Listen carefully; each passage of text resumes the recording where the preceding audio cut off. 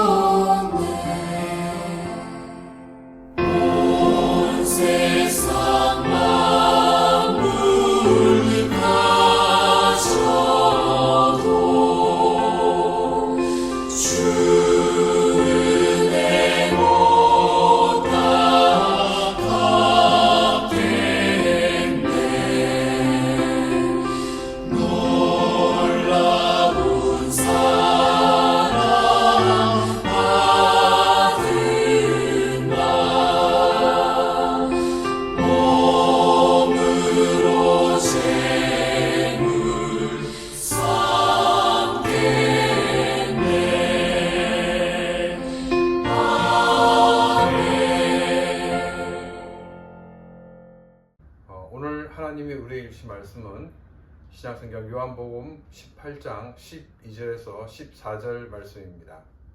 요한복음 18장 12절에서 14절 말씀을 제가 봉독하겠습니다. 이에 군대와 천부장과 유대인의 아랫 사람들이 예수를 잡아 결박하여 먼저 안나스에게로 끌고 가니 안나스는 그 해의 대제사장인 가야바의 장인이라.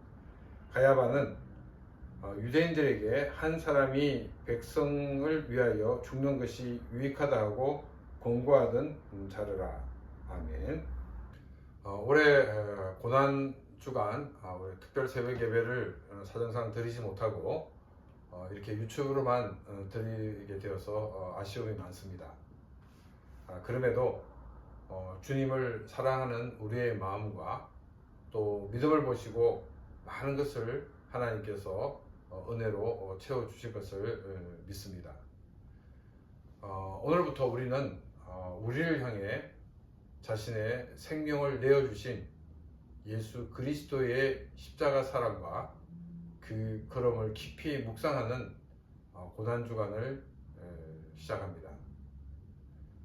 예수님께서 걸어가신 십자가의 길을 사람의 눈으로만 보면 그것은 철저한 실패의 길처럼 보일 수 있습니다. 인간의 배신과 종교 지도자들의 탐욕, 그리고 권력자들의 불법이 난무하는 정말로 캄캄한 밤이었습니다. 마치 세상을 구하러 오신 빛이 어둠의 세력과 또 불의한 그런 정치적인 계략 앞에 힘없이 꺼져버린 것처럼 보였습니다. 하지만 오늘 우리가 함께 나눌 말씀을 자세히 들여다보면 그 가장 어둡고 불의한 순간 속에서도 결코 쉬지 않고 일하시는 하나님의 크고 놀라운 섭리를 발견하게 됩니다. 최후의 만찬을 마치시고 감람원에서 땀방울이 핏방울이 되도록 간절히 기도하신 예수님은 이제 십자가를 향한 고난의 첫 걸음을 내디디셨습니다. 그 첫 장면은 무장한 군인에게 체포되어 어딘가로 끌려가시는 모습입니다. 거짓과 불법이 판치는 이 참담한 위기의 순간, 역사의 주관자이신 하나님은 과연 어떻게 일하고 계셨을까요? 오늘 본문 속으로 함께 들어가 고난 속에 감추어진 하나님의 위대한 구원의 계획을 함께 만나보기를 원합니다.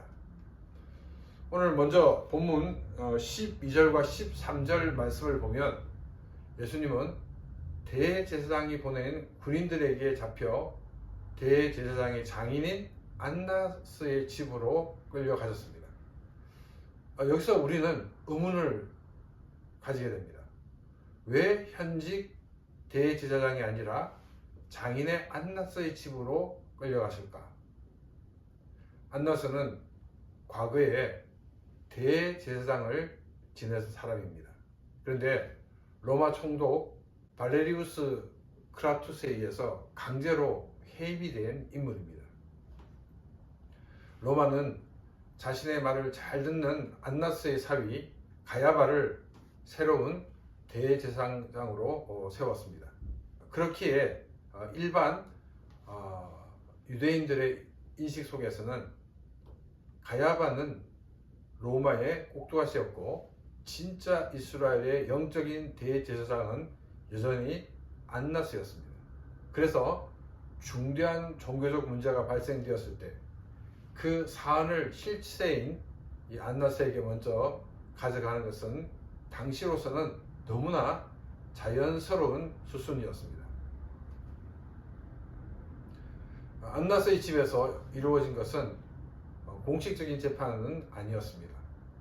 그것은 날이 밝으면 가야바가 주재할 산헤드린 공회 정식 재판을 위한 예비 신문이었습니다. 안나스는 예수님을 신문하여 율법을 어긴 꼬투리를 찾아내려고 하였습니다. 여기서 말하는 율법은 모세오경 자체를 말하는 것이 아니라 종교 지도자들이 율법을 지키겠다는 명목하에 덧붙여져 만든 그들만의 규칙이었습니다. 하지만 이 종교적 규칙을 어긴 것만으로는 로마의 법정에서 사형을 시킬 수가 없었기에 안나스는 어떻게든 로마 제국의 반역을 깨겠다는 이 정치적인 증거를 만들어내려고 혈안이 되어 있었습니다. 안나스가 이처럼 적극적으로 예수님을 십자가에 못 박으려 했던 이면에는 그의 거대한 분노가 감추어져 있었습니다. 당시에는 일반 화폐와 성전 전용 화폐가 있었습니다. 세속적인 돈을 이 거룩한 성전에서 사용하는 것은 성전을 못 오가는 것이라고 여겼기 때문입니다. 그래서 이 환전하고 또 재물을 판매를 독점하는 이 안나스의 가문은 막대한 이익을 챙기고 있었습니다. 그런데 예수님께서 성전을 정하시면서 상인들을 다 내쫓으셨습니다. 이것은 안나스 가문의 권위와 또 경제적 이익에 대한 정면 도전이었다는 것입니다. 이러한 부당한 재판의 배경에 대해 오늘 본문 14절은 이렇게 증언하고 있습니다. 가야바는 유대인들에게 한 사람이 백성을 위하여 죽는 것이 유익하다고 권하던 자라. 이 14절의 배경은 요한복음 11장으로 거슬러 올라갑니다. 예수님께서 죽은 나사로를 살리자 수많은 유대인들이 예수님을 믿게 되었습니다.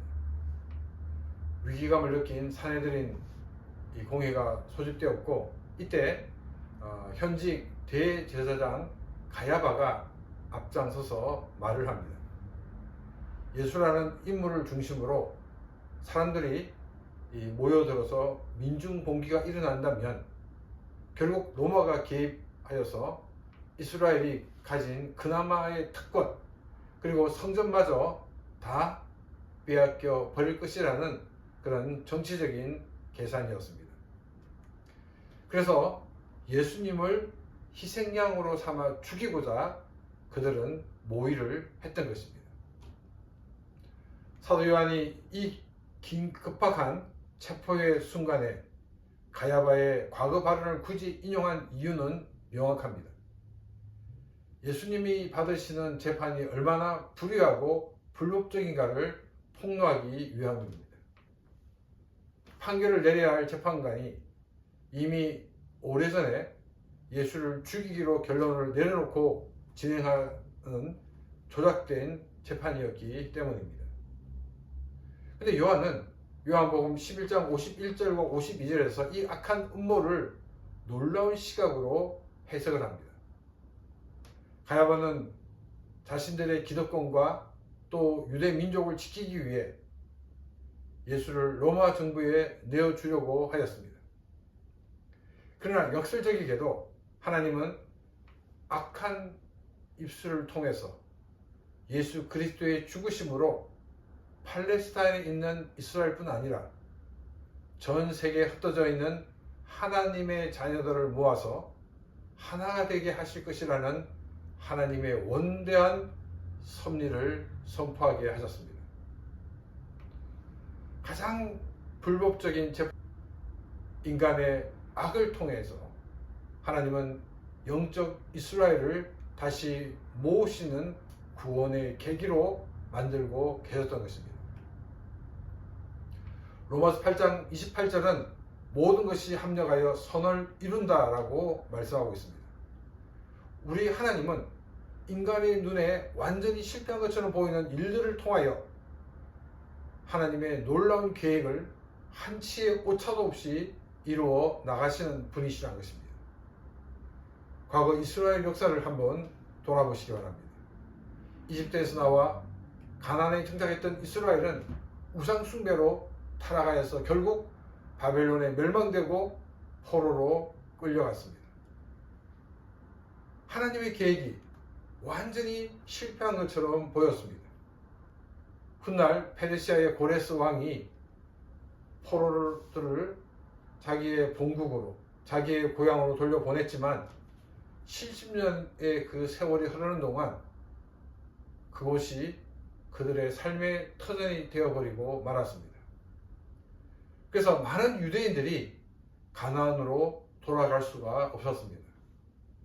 소수의 사람만이 귀환을 했고 대다수는 세계 각지에서 흩어져 있는 유대인, 즉 디아스포라가 되었습니다. 이때도 하나님의 계획은 힘을 잃은 것처럼 보였습니다.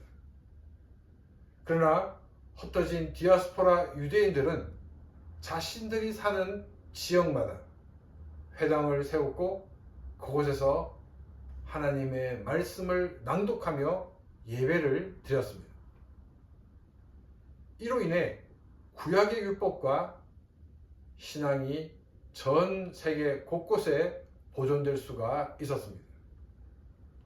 훗날 십자가와 부활의 복음을 들고 나간 제자들이 바로 이 회당에 들어가 구약을 토대로 예수 그리스도가 메시아이심을 증거했고 수많은 디아스포라와 이방인들이 예수 그리스도를 주로 영접하는 그런 놀라운 역사가 일어났던 것입니다. 이스라엘의 멸망과 바벨론 포로라는 거대한 실패와 절망의 역사를 하나님은 오히려 세계 선교와 복음의 확산을 위한 강력한 디딤돌로 사용을 하신 것입니다. 안나스와 가야바는 개인의 권력욕으로 예수님을 십자가에 못 박았습니다. 그러나 하나님은 그 십자가의 죽음을 통해 흩어진 자들을 모아 그리스도 안에서 영적인 이스라엘로 하나가 되게 하시는 놀라운 구원의 역사를 이미 준비하고 계셨습니다. 성도 여러분, 예수님이 당하신 고난과 십자가는 결코 실패가 아니었습니다. 안나스와 가야바는 자신의 기득권을 지키고 권력을 탐하는 이기적인 목적을 위해서 예수님을 십자가에 못 박으려 하였습니다. 하지만 하나님은 그 인간의 흉악한 모략과 불법적인 재판조차 도구로 사용하셨습니다. 그들의 악함을 뚫고 오히려 십자가의 보혈을 통해 전 세계에 흩어진 영적 이스라엘, 바로 하나님의 자녀들을 하나로 모으시는 위대한 구원의 역사로 완성을 하셨습니다. 마치 이스라엘의 멸망과 바벨론 포로라는 절망적인 흩어진 디아스포라를 통해서 오히려 세계 곳곳에 복음이 전파될 회당을 세우고 이방 선교의 디딤돌을 놓으셨던 것 같은 이방 선교의 디딤돌을 놓으셨던 것처럼 말입니다. 우리 모두는 하나님 나라를 향해 걷는 영적인 디아스포라입니다. 우리의 삶에도 때로는 이해할 수 없는 고난이 찾아오고 불의한 세상 속에서 실패한 것처럼 느껴져 낙심할 때가 있습니다. 내 뜻과 내 계획대로 풀리지 않아서 절망의 캄캄한 밤을 지날 때도 있습니다. 그러나 성도 여러분, 로마서 8장 28절의 말씀을 묵상하시길 바랍니다. 하나님을 사랑하는 자들에게는 그 모든 고난과 눈물, 심지어 억울함과 실패조차도 합력하여 선을 이루는 재료가 되는 것입니다. 이번 고난주간을 지나면서 세상의 악함과 부조리 속에서도 흔들림 없이 구원의 뜻을 이루어 나가시는 하나님의 주권을 바라보시기 바랍니다. 우리의 삶의 어떤 캄캄한 순간에도 하나님은 여전히 우리를 위해 일하고 계시다는 사실입니다. 우리의 삶의 어떤 캄캄한 순간에도 하나님은 여전히 우리를 위해 일하고 계십니다. 이 사실을 믿음의 눈으로 바라보며 우리를 영적 이스라엘로 하나 되게 하신 그 십자가의 은혜를 더욱 굳게 붙잡고 승리하는 저와 여러분이 되시기를 주님의 이름으로 축원합니다. 이 시간 오늘 주신 말씀을 생각하며 같이 기도드리겠습니다.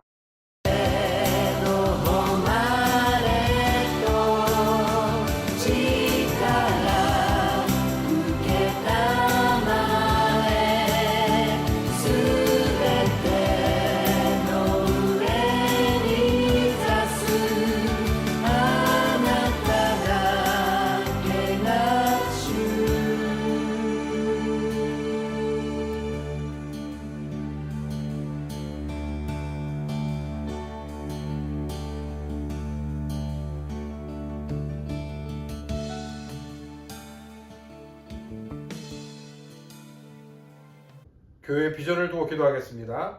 일본 열도의 교회를 개척하는 교회, 또 복음을 알지 못하는 곳에 선교사를 파송하는 교회가 될 수 있도록 함께 기도하겠습니다.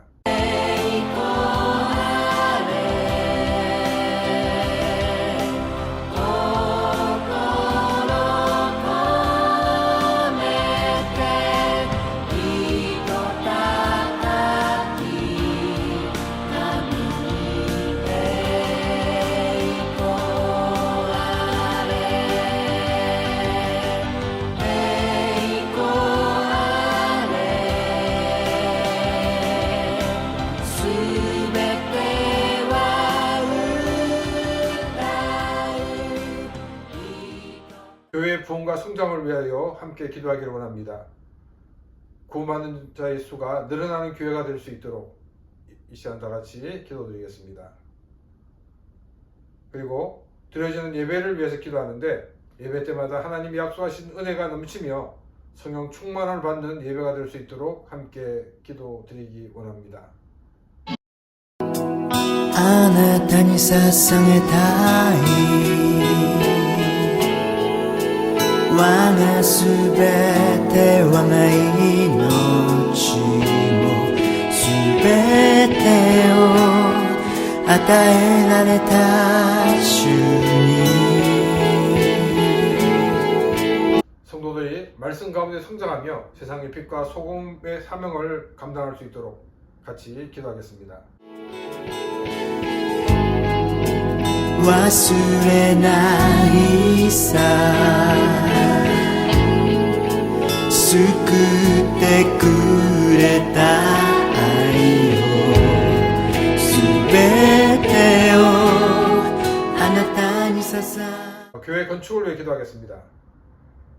법적인 문제 또는 대행진 문제가 해결되어서 건축이 이루어지며 성교의 기지가 될 수 있도록 함께 기도하겠습니다.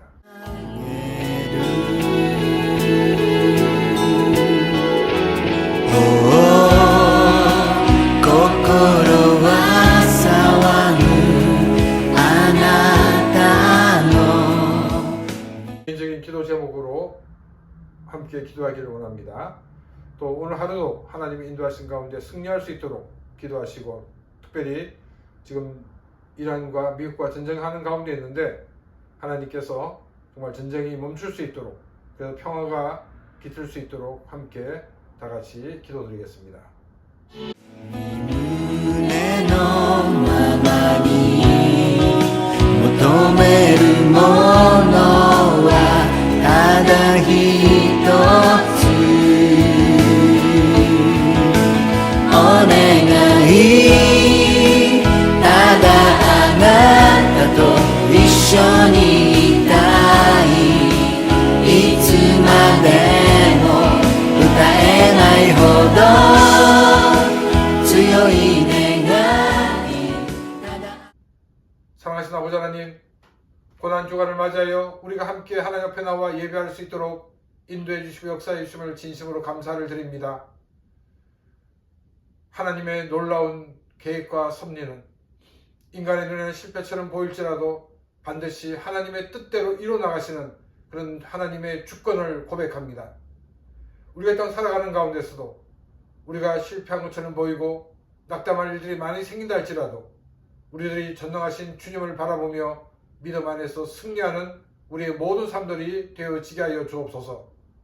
이 시간 우리가 기도한 모든 것들 다 응답하여 주옵시고 오늘 하루도 평안 가운데 기쁨 가운데 감사 가운데 승리하는 하루가 되게 하여 주옵소서.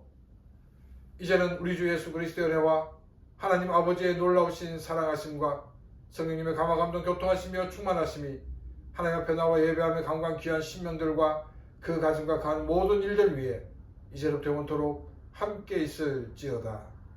아멘.